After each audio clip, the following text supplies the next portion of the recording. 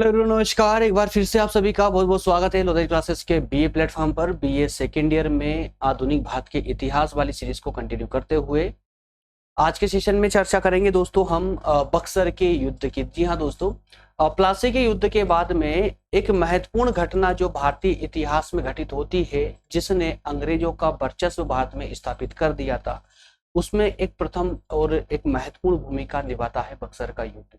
आज उसी युद्ध पर दोस्तों हम चर्चा करने वाले हैं, जो कि 23 अक्टूबर 1764 में एक ऐसी घटना घटी थी जिससे अंग्रेजों का एक ऐसा मार्ग प्रशस्त हुआ था जिसके माध्यम से वे पूरे भारत पर अपना जो है प्रभुत्व स्थापित कर पाए। तो दोस्तों इसी का पूरे क्रम अनुसार आज के सेशन में हम चर्चा करेंगे। और मैं थोड़ा सा आप लोगों से ये बोलना चाहूंगा दोस्तों कि देखिए, सेशन में मैं आप लोगों को डिटेल प्रोवाइड करता हूँ, इस कारण से थोड़ा सा लंबा अन्य संस्थानों के सेशनों से थोड़ा बहुत लंबा हो सकता है। रीजन कि आपको डिटेल प्रोवाइड करना है ना, नहीं तो अन्यथा आप देखिएगा कि बक्सर के युद्ध में जो है आप लोगों को 2 या 3 स्लाइड में आपको पूरा लेक्चर ही कंप्लीट करवा दिया जाता है। वो अच्छी बात है, ऐसा नहीं है, मैं किसी की आलोचना नहीं कर रहा हूँ, वो सब अच्छा है। बस एक मेरा उद्देश्य सिर्फ आपको इतना है कि आपको समझाने के साथ ही साथ में आपके एग्जाम के लिए आपको सफिशिएंट डेटा भी प्रोवाइड कर पाऊं, जिससे कि यहाँ समझने के बाद आपको किसी किताब की ओर झुकना ना पड़े, है ना, आपको किसी पुस्तक पर निर्भर ना होना पड़े। आप समझिए भी यहीं पे और कंटेंट भी आप मुझसे लीजिए, जिससे क्या होगा आप समझेंगे और उसी प्रकार का जब आप कंटेंट लेंगे तो एग्जाम की तैयारी और बेहतर तरीके से हो पाएगी।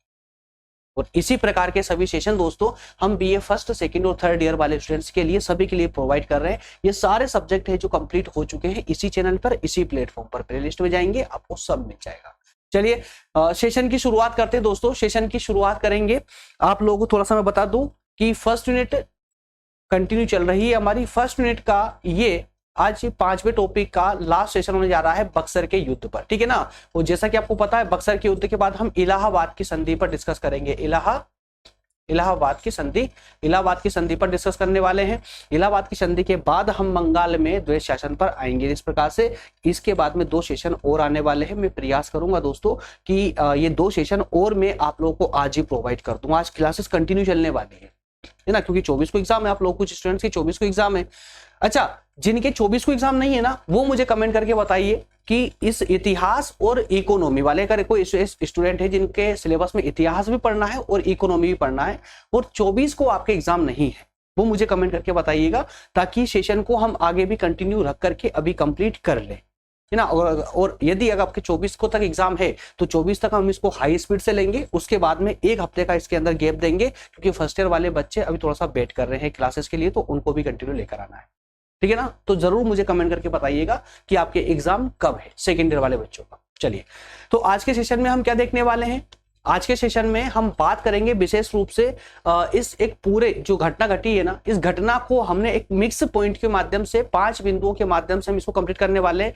सबसे पहले हम देखेंगे कि किस प्रकार से ये घटना घटित हुई थी। इसका पूरा एक पहले कंटेंट समझेंगे, पूरा बेसिक समझेंगे। उस बेसिक समझने के बाद में हम इस बिंदु पर आएंगे कि जो मीर कासिम थे, इसको पद से हटाना क्यों ये एक बड़ा रीजन रहा। मीर कासिम को पद से हटाना रीजन क्यों रहा बक्सर के युद्ध का।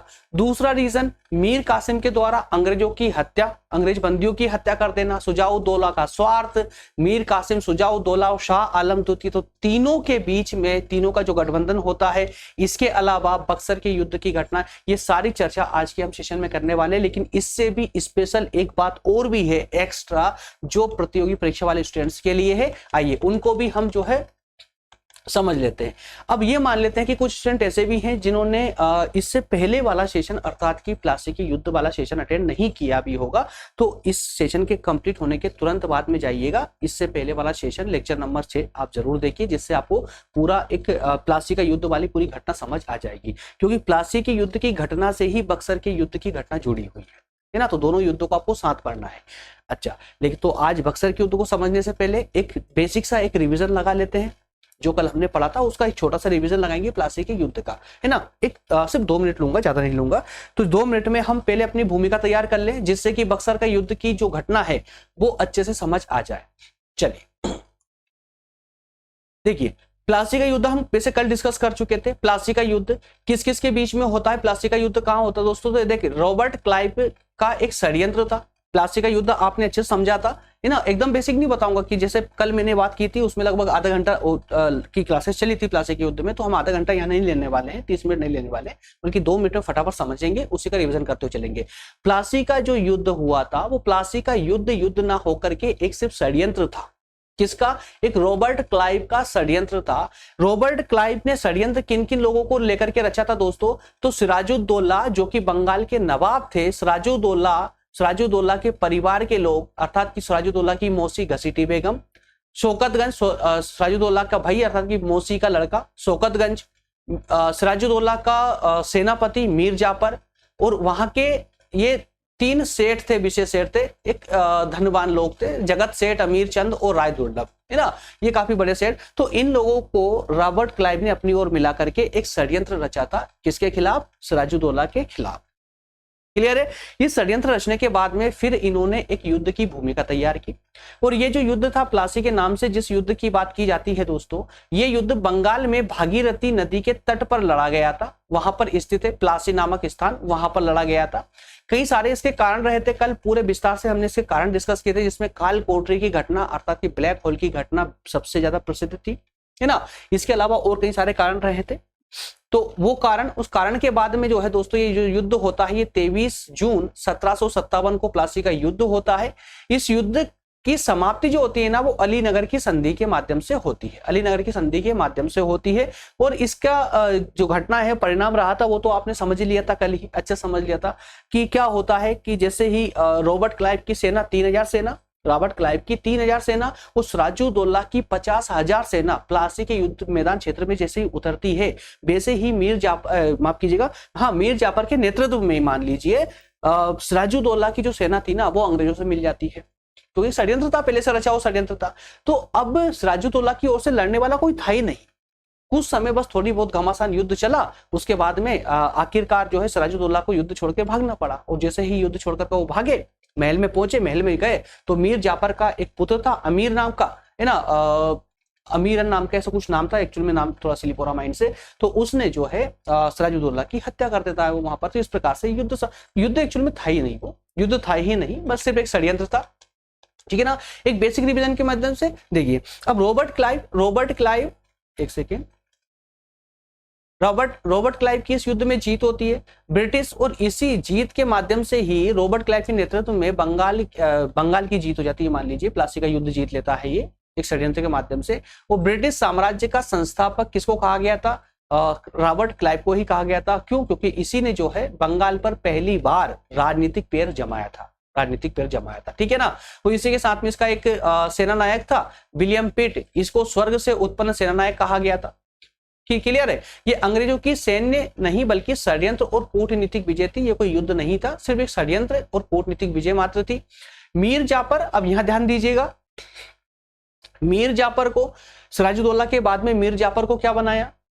नवाब बनाया। सिराजुद्दौला को मार दिया, हत्या हो गई, उसके बाद में मीर जाफर को वहां का नवाब बनाया। क्योंकि मीर जाफर कौन था? ये सिराजुद्दौला का सेनापति था, जिसके साथ मिलकर षड्यंत्र किया था। अब अंग्रेजों ने इसको कठपुतली की तरह एक नवाब बनाया मीर जाफर को, और अंग्रेजों ने इसको नवाब बनाने के बाद, मीर जाफर को नवाब बनाने के बाद बंगाल में अच्छी खासी लूट प्रारंभ कर दी। इसी के साथ में अंग्रेजों को 24 परगना क्षेत्र मिल जाता है, जहां से ये टैक्स भी वसूल सकते थे, कर भी वसूलते थे, और पूरी तरह अच्छे से व्यापार भी करते थे उन्हीं की आय पर। भारत में इसी युद्ध के साथ में भारत में ब्रिटिश प्रभुत्व का प्रारंभ हो जाता है, प्लासी के युद्ध के साथ ही। ठीक है ना। अच्छा, अब दिमाग में आ रहा होगा कि अब बंगाल पर तो इनका पैर जम ही चुका था, तो फिर ये जो है बक्सर नामक घटना क्यों घटी? बक्सर की नामक घटना क्यों घटी थी? तो दोस्तों उसका एक बड़ा रीजन था, आप समझ, यहाँ पर सिराजुद्दौला को हटाने के बाद मीर जाफर को नवाब बना दिया गया था। लेकिन मीर जाफर को नवाब बनाने के बाद अब देखिए आगे घटना क्या होती है। मीर जाफर को नवाब बनाने के बाद में मीर जाफर से जितना पैसा अंग्रेजों को लेना था ले चुके थे। अब जब अंग्रेजों को मीर जाफर पैसा नहीं दे पा रहा था, अंग्रेजों की महत्वाकांक्षाओं को पूरा नहीं कर पाया मीर जाफर, तो अंग्रेजों ने मीर जाफर को भी हटा दिया युद्ध उससे, नवाब के पद से। और किसको बिठा दिया? अन्य कठपुतली शासक मीर कासिम को बिठा दिया। अंग्रेजों को लगा कि जो मीर कासिम है इसको नवाब बनाएंगे तो इससे अच्छा खासा धन हमें यहां बंगाल से मिल जाएगा। लेकिन उनकी ये मंशा पूरी नहीं हो पाई। मीर कासिम को कठपुतली तो बनाया था, लेकिन वो उनके अंग्रेजों के दुर्भाग्य से वो योग्य शासक निकल गया। जरा समझिए, एक चैप्टर यहाँ पर कॉम्पिटिटिव एग्जाम वालों के लिए एक और आता है कि बंगाल की क्रांति किसे कहा गया था। बंगाल की क्रांति, तो मेरे प्यारे दोस्तों, बंगाल की क्रांति प्लासी और बक्सर के युद्ध के बीच की जो घटना थी ना, उसी को बंगाल की क्रांति कहा गया था। हालांकि कोई क्रांति नहीं थी, उसका कारण ये है बंगाल की क्रांति नहीं थी क्योंकि इस क्रांति का मतलब क्या होता है, जिसमें जनता भाग ले। और जब जनता भाग लेकर के क्रांति करती है ना, तो शासन का तख्ता पलट हो जाता है ना। लेकिन यहाँ कोई शासन तख्ता पलट हुआ नहीं, कोई शासन में परिवर्तन नहीं आया था और ना ही जनता इसमें शामिल थी, तो इसको क्रांति हम कैसे बोल सकते हैं। लेकिन चूंकि कंसेप्ट आता है तो हमें, क्योंकि एक अंग्रेज ने लिख गया था, एक अंग्रेज लिखकर चला गया था कि ये बंगाल की क्रांति थी 1760 में, है ना। ये जो उलट पलट हुआ था, क्या उलट पलट बताता हूं मैं आपको। मीर जाफर को बंगाल का नवाब बना रखा था। अंग्रेजों की जैसे महत्वाकांक्षा खत्म होती, जैसे ही मीर जाफर अंग्रेजों की इच्छाओं पर खरा नहीं उतरता है, वैसे ही मीर जाफर को हटा करके मीर कासिम को नवाब बना दिया था अंग्रेजों के द्वारा। क्लियर है। तो इस उलट पलट को ही यहां पर अंग्रेजों ने क्या कहा, बंगाल की क्रांति कह दिया। ठीक है, किसने कहा था, बेंसीटार्ट ने कहा था। ठीक है ना, बेंसीटार्ट ने क्या कहा, ये बंगाल की क्रांति है। अंग्रेजों ने मीर जाफर पर डचों के साथ अंग्रेजों के खिलाफ षड्यंत्र करने का, अब याद देखिए, किसी को अगर आपको भले नवाब जो है कठपुतली था, उसको भी अगर पद से हटाना है तो उस पर कुछ इल्जाम तो लगाना पड़ेगा। तो अंग्रेजों ने उस पर बिना मतलब के इल्जाम लगाया कि आप जो है डचों को, जो अन्य यूरोपीय कंपनी थी डच, उन डचों को आप सहयोग कर रहे हैं। तो ये आरोप लगा करके मीर जाफर को पद से हटा दिया और अच्छी खासी मोटी रकम लेकर के मीर कासिम को नवाब का पद दे दिया। इसको, मीर कासिम को। बेंसीटार्ट ने इसे बंगाल की क्रांति कहा। हालांकि इसको क्रांति नहीं कह सकते, क्यों, देखिए लिखा हुआ है, क्योंकि इस प्रकार में प्रशासन में कोई परिवर्तन नहीं हुआ था और ना ही जनता ने इसमें भाग लिया था। तो ये एक बेसिक कहानी थी अब तक की। ठीक है ना। अब आते हैं बक्सर के युद्ध पर। अब बक्सर के युद्ध पर आते हैं, इसको एक छोटा सा एक भूमिका आप तैयार कर लीजिएगा बक्सर के युद्ध की। अब देखिए, प्लासी के युद्ध में अब कंफर्म हो चुका है ना, कहां से प्रारंभ हुआ था ये, ठीक है ना। अब होता क्या है कि मीर जाफर को हटाकर मीर कासिम को बना दिया था, लेकिन अब मीर कासिम से भी पैसा, उसको जितना लेना था पैसा, प्रारंभ में जब नवाब बनाया गया था उस समय मीर कासिम ने अच्छी खासी रकम अंग्रेजों को दी थी। लेकिन आगे भी उनकी महत्वाकांक्षाएं और बढ़ती जा रही थी और मीर कासिम अंततः परेशान हो गया था, कितना पैसा देंगे, क्योंकि वो प्रशासन ही नहीं चला पा रहा था। तो ऐसी स्थिति में मीर कासिम ने अंग्रेजों के विरुद्ध ही विद्रोह करना चालू कर दिया, अर्थात कि मीर कासिम ने ऐसे कार्य करना चालू कर दिए जो अंग्रेजों को पसंद नहीं थे और अंग्रेजों के हित में नहीं थे। अंततः अंग्रेजों ने मीर कासिम को भी नवाब के पद से हटा दिया, मीर कासिम को भी नवाब के पद से हटा दिया और वापस से मीर जाफर को बिठा दिया। लेकिन ये बात मीर कासिम को गवारा नहीं हुई। उसने कहा कि यार ऐसे कैसे हटा सकते हैं।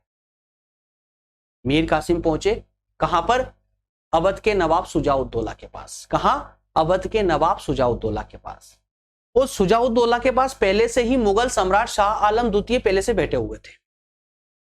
तो मीर कासिम, शुजाउद्दौला और शाह आलम द्वितीय तीनों ने मिलकर के एक गठबंधन बनाया, है ना। जैसे आज वर्तमान में गठबंधन सरकार देख रहा है ना इंडिया, इस प्रकार का एक गठबंधन बनाया।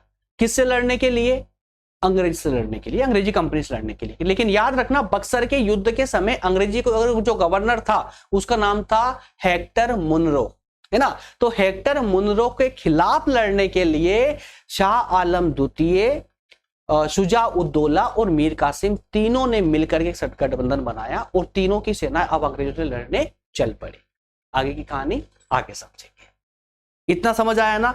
अब देखिए, ये ग्राफ में ये एक मैंने आप लोगों के लिए एक ड्राइंग की है, इसके माध्यम से आप कंप्लीट समझ जाएंगे। बक्सर का जो युद्ध है दोस्तों, ये बिहार में हुआ था। कहां पर, वो बिहार के बक्सर में हुआ था। 24 अक्टूबर 1764 में ये घटना घटित हुई।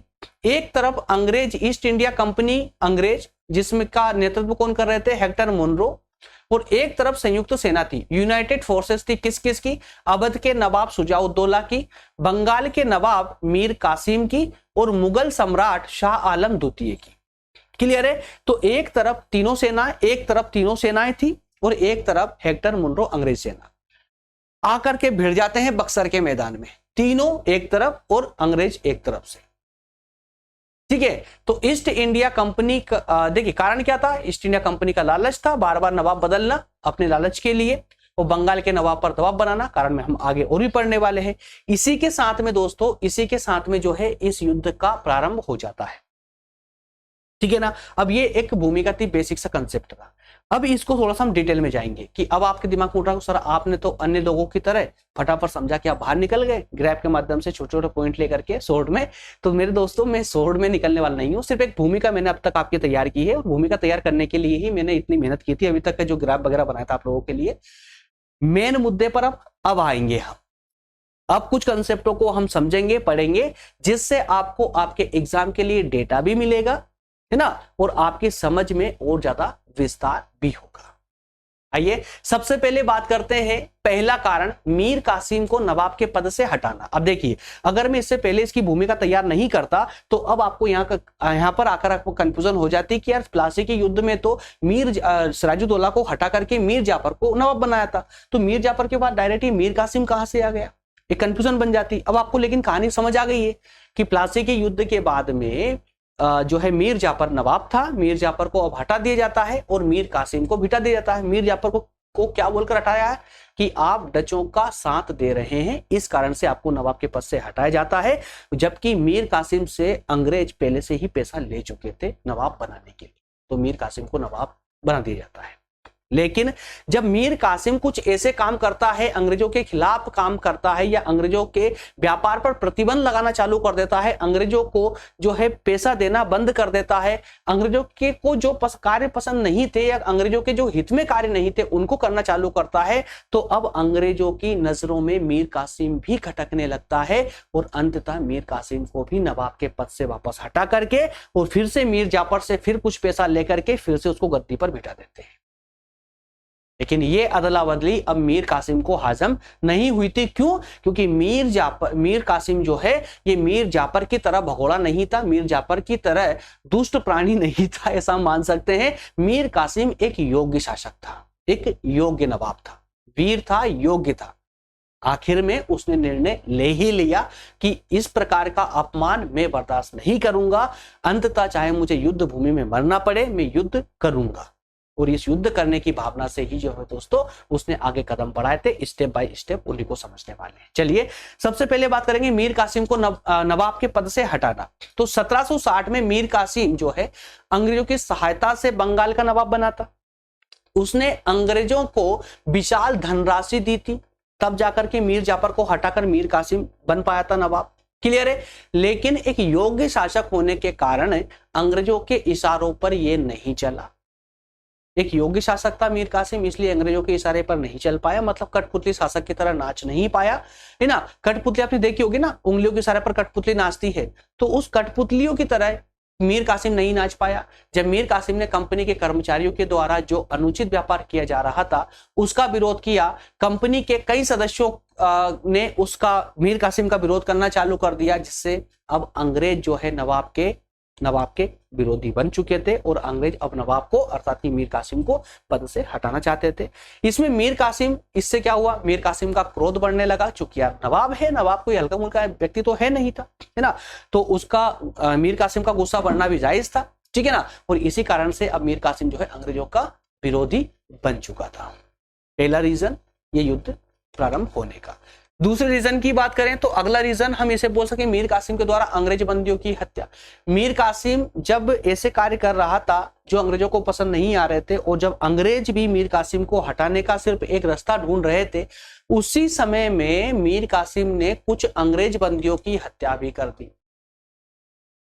अंग्रेज सेनापति एक्चुअल में ये डायरेक्ट नहीं करा था इसने, जबकि क्योंकि अंग्रेज का जो सेनापति था एडम्स, उस एडम्स ने मीर कासिम की सेना को पराजित कर दिया था। मतलब कि मीर कासिम के खिलाफ ही इसने युद्ध लड़े थे। किसने? अंग्रेजी सेनापति मेजर एडम्स ने। नाम स्थानों के नाम लिखे हुए हैं, कटवा, गिरिया, मुर्शिदाबाद और मुंगेर। इन स्थानों पर इसने मीर कासिम की सेना को हराया। तो इससे क्रोधित होकर के मीर कासिम अंग्रेज समर्थक जितने भी लोग थे ऐसे सैकड़ों लोगों की हत्या कर मारी। किसने? मीर कासिम ने। इसके अलावा उसने बाद में समरू नामक एक जर्मन की सहायता से 200 अंग्रेज बंदियों की भी हत्या कर दी। अब अंग्रेजों का गुस्सा टूट पड़ा बंगाल पर अपने प्रभाव की दृष्टि से शुजाउद्दौला भी मीर कासिम की सहायता करने के लिए तैयार हो चुका था। पहले ही इनका कॉन्टेक्ट हो चुका था मीर कासिम का और शुजाउद्दौला का कि तुम टेंशन मत लो, जितने हो सकते अंग्रेजों को मारो, है ना, मैं तुम्हारे साथ खड़ा हूं। कभी ऐसी नौबत आती, कोई प्रॉब्लम आती तो आ जाना, अब कहाँ दूर है ना, पास में तो है बंगाल से बिहार पटना, आ जाइएगा, वहां पर मुलाकात हो जाएगी। और अंतिम रूप से वही तो हुआ था। शुजाउद्दौला का स्वार्थ भी बक्सर के युद्ध में, शुजाउद्दौला के स्वार्थ ने भी बक्सर के युद्ध में अहम भूमिका निभाई थी। बंगाल से भागकर मीर कासिम, बंगाल से जैसे ही मीर कासिम को नवाब के पद से हटाया और मीर जाफर को वापस भिटाया, वैसे ही मीर कासिम जो है बंगाल से भाग करके पटना पहुंच गया। कहां? पटना पहुंच गया। पटना से वो अवध गया, अवध के नवाब शुजाउद्दौला से मिला। शुजाउद्दौला से जब ये मिलने गया था तो उसी समय शाह आलम द्वितीय जो कि मुगल सम्राट थे, वो उस समय वहीं मौजूद थे, तो साथ में उनके साथ उससे भी मुलाकात उनकी हो जाती है। ठीक है, लेकिन ये है कि ये जो शुजाउद्दौला है ना, ये पहले से ही बंगाल पर नजर गड़ाए बैठा हुआ था।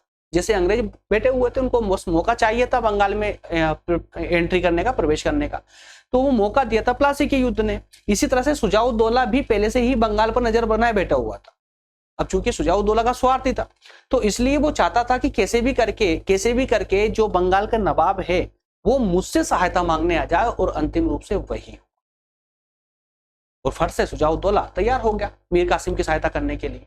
ठीक है ना। इसके बाद में अब देखिए, जैसे ही मैंने आपको बताया ना कि जैसे ही मीर कासिम शुजाउद्दौला के पास जाते हैं अवध, वहां उनसे मिल लेते हैं। मिलने के बाद में क्या हो कि वहीं पर शाह आलम द्वितीय में पहले से मौजूद थे, तो तीनों की बातचीत अब हो चुकी थी। अब तीनों ही अंग्रेजों के खिलाफ युद्ध लड़ने के लिए तैयार हो जाते हैं और अंतिम रूप से युद्ध क्षेत्र में आते हैं। तो मुगल सम्राट शाह आलम इस समय अवध आया हुआ था और वही अंग्रेजों से बहुत नाराज था। क्यों था? क्योंकि बंगाल बिहार पर मुगल सम्राट के प्रभाव को स्थापित करने के जितने भी प्रयास थे अंग्रेजों ने विफल कर दिए थे मुगल सम्राट के, तो वह भी अंग्रेजों के विरुद्ध संगठन में शामिल हो गया। इस प्रकार इस गठबंधन ने अंग्रेजों विरुद्ध युद्ध की तैयारी आरंभ कर दी।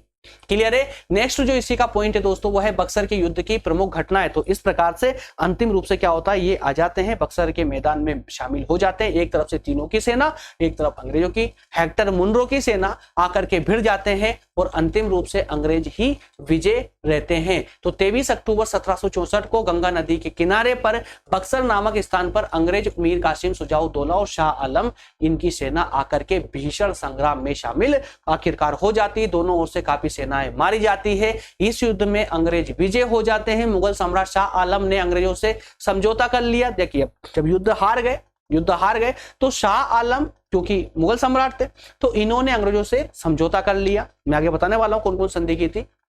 मीर कासिम युद्ध क्षेत्र से भाग गया। शुजाउद्दौला कुछ समय तक युद्ध लड़ता रहा, लेकिन अब अकेला कब तक लड़ता, इसलिए उसने भी अंतिम रूप से कोटा नामक स्थान पर उसने भी आत्मसमर्पण कर दिया। इस प्रकार बक्सर का युद्ध समाप्त हो जाता है। ठीक है ना। अब देखिए यहां पर अंग्रेजों ने वो एक चाल चली। अब इनसे एक साथ समझौता, मीर कासिम को तो भगाई दिया, साइड में हटा दिया। अब उसने सिर्फ एक शुजाउद्दौला जो कि बीच में आए थे और शाह आलम द्वितीय बीच में आए थे, इनको पकड़ लिया कि चलो बेटा अब हमारे साथ संधि कर लो आप, है ना। संधि मतलब अब संधि किसके पक्ष में होनी थी, क्योंकि अब युद्ध तो अंग्रेज जीत चुके थे, तो संधि भी पूर्णतः अंग्रेजों के पक्ष में ही होनी थी। तो दोस्तों दो प्रकार की संधि होती है। दो संधि होती है इलाहाबाद में। इलाहाबाद में दो संधि होती है। एक होती है 12 अगस्त 1765 को और दूसरी संधि होती है 16 अगस्त 1765 को। ठीक है ना। 12 अगस्त 1765 और 16 अगस्त 1765। जो पहली संधि होती है वो शाह आलम द्वितीय के साथ होती है।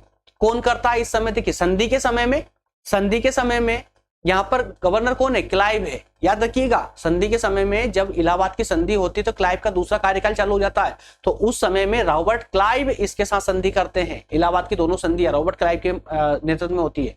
तो इलाहाबाद की पहली संधि शाह आलम द्वितीय और अंग्रेज अर्थात की रॉबर्ट क्लाइव के बीच में होती है। दूसरी संधि जो होती है 16 अगस्त वाली, वो अवध के नवाब शुजाउद्दौला और रॉबर्ट क्लाइव के बीच में होती है। दोनों से अलग अलग संधि करने के भी बड़े रीजन थे। देखिए, इलाहाबाद की जो पहली संधि होती है मुगल सम्राट शाह आलम के साथ में, तो उस समय दोस्तों बंगाल के जो नवाब था, बंगाल का नवाब नजमुद्दौला को बना चुके थे अंग्रेज। बंगाल का नवाब नजमुद्दौला को बना चुके थे। मीर कासिम को हटाया था, किसको बिठाया था? मीर जाफर को, लेकिन मीर जाफर को कुछ समय के लिए बिठाया था, मीर जाफर को भी हटाया, नजमुद्दौला को बिठा दिया। क्लियर है? जब इलाहाबाद की संधि होती तो समय नजमुद्दौला, अब ये तो ये मान लीजिए कि बस कहने के भारतीय शासक थे, भारतीय नवाब थे, ये पूरी तरह से अंग्रेज थे, अर्थात कि कठपुतली का भी रिकॉर्ड तोड़ चुके थे। ये इनको ना बंगाल से मतलब था, ना देश से मतलब था, ना जनता से मतलब था। ये पूरी तरह कंपनी के लिए काम करने वाले नवाब थे। क्लियर है? तो जब ये संधि होती है तो संधि में देखिए बंगाल, बिहार और उड़ीसा की दीवानी अंग्रेजों को मिल जाती है। शाह आलम द्वितीय अब इसमें हस्तक्षेप नहीं करेंगे। शाह आलम द्वितीय को 26 लाख रुपए वार्षिक पेंशन देकर के बिठा दिया जाता है कि भैया एक काम कीजिए, आपने बहुत शासन कर लिया, 26 लाख रुपए वार्षिक सालाना लीजिए और अपना सारा काम काज जितना भी राजपाट है सब हमको सौंप दो। अब ये शासन वगैरह सब हम चलाएंगे। कितने रुपए लेकर के? 26 लाख रुपए लेकर के। और यहीं से ही, इसी इलाहाबाद की संधि से ही मुगल साम्राज्य पूरी तरह समाप्त हो जाता है। ठीक है ना? कड़ा और इलाहाबाद सुजाउद्दौला के कब्जे में थे, तो सुजाउद्दौला से लेकर के शाह आलम द्वितीय को दे दिए और बंगाल में द्वैध शासन स्थापित कर दिया। द्वैध शासन स्थापित कर दिया। द्वैध शासन क्या था हम आगे वाले सेशन में समझने वाले हैं। ये पहली संधि थी। दूसरी संधि जो हुई थी सुजाउद्दौला के साथ में, तो वो दोस्तों इसमें तय हुआ कि सुजाउद्दौला के खर्च पर, अर्थात कि अवध के खर्च पर वहीं पर अंग्रेजी सेना रखी जाएगी। सुजाउद्दौला के पास खुद की सेना को डिसमिस कर दिया जाएगा, समाप्त कर दिया जाएगा। अब सुजाउद्दौला के पास में जो सेना होगी वो अंग्रेजी सेना होगी और उसका खर्चा जो है सुजाउद्दौला खुद उठाएगा, अर्थात अवध उठाएगा। क्लियर है? और अवध में व्यापार करने का, फ्री व्यापार करने का अधिकार अंग्रेजों को इस संधि से मिल जाता है। इसके अलावा चुनार का दुर्ग, जो कि काफी प्रसिद्ध और एक बेहतर दुर्ग था, ये मान लीजिए, वो अंग्रेजों को प्राप्त हो जाता है। यहां तक का क्लियर है ना? तो दोस्तों इस युद्ध के, एक मिनट डिस्प्ले से हटना पड़ेगा, डेटा आ रहा है।